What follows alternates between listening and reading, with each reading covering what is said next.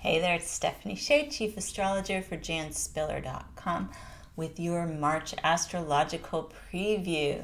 All right, well, in the weather forecast, at least in the northern hemisphere, a lot of times the old adage goes, March comes in like a lion and goes out like a lamb. But when I'm looking at our astrological weather for the month, it's kind of the opposite.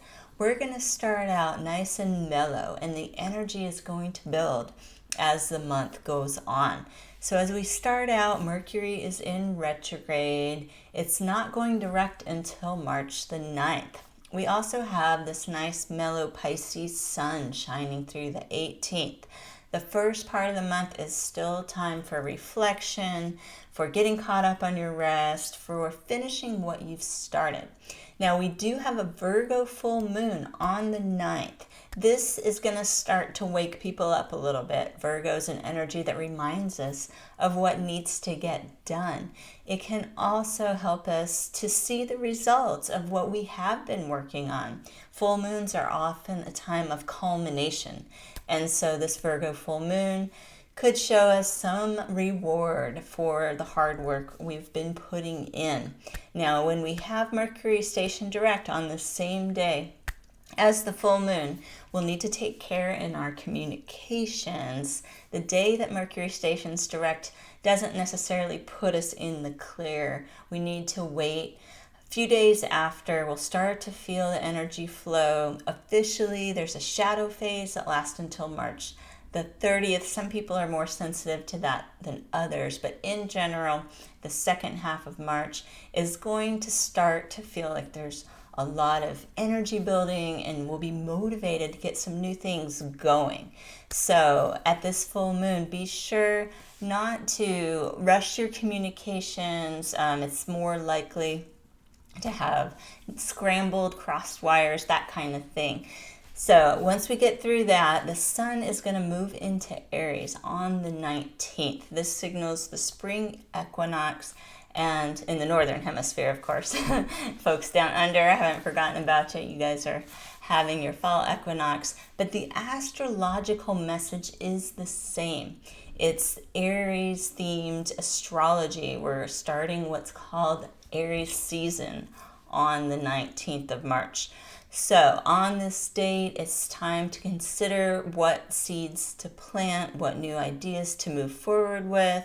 It's an exciting time where we think of the potential of what could be. All month, we're also going to get a boost from the outer planets. We have some refreshing astrology in store. As 2020 began, there are some heavy energies in the sign of Capricorn in the form of Saturn, Pluto, and Jupiter. Now, there's nothing wrong with the sign of Capricorn. It's very productive, a very powerful sign. But these outer planets were kind of weighing on us all to take up responsibilities. And as important as that is, it's nice to get a break and see what could be, not just what has to be done. And that's exactly what's going to happen with Jupiter and Pluto coming together. We're going to feel the effects of this all month. They're coming together in Capricorn. This is going to help us to purge anything that's not working for us and to embrace new ideas, new possibilities, to learn new things. I think we're going to feel a lot lighter as the month goes on. This is also going to be in effect next month.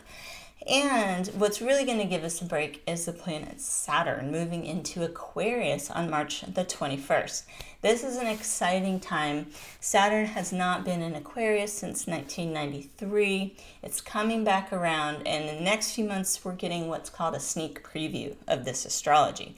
Between March 21st and July 1st, Saturn makes its first movement into the first couple signs of Aquarius, giving us an idea of what 2020 might feel like when it takes up more permanent residence in that sign.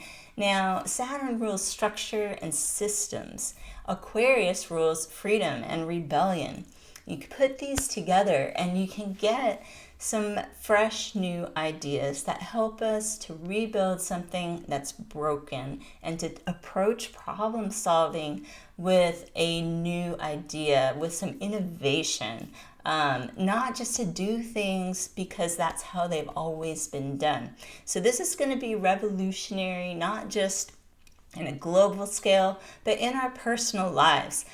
Aquarius also rules technology, so I see this as a time where technologies may get a reboost, and it's a time where we can embrace maybe some types of working that haven't been always considered conventional. It's a wonderful time for astrology, with Aquarius being the sign that rules astrology. Saturn is a planet that rules work. I'm very excited about this personally.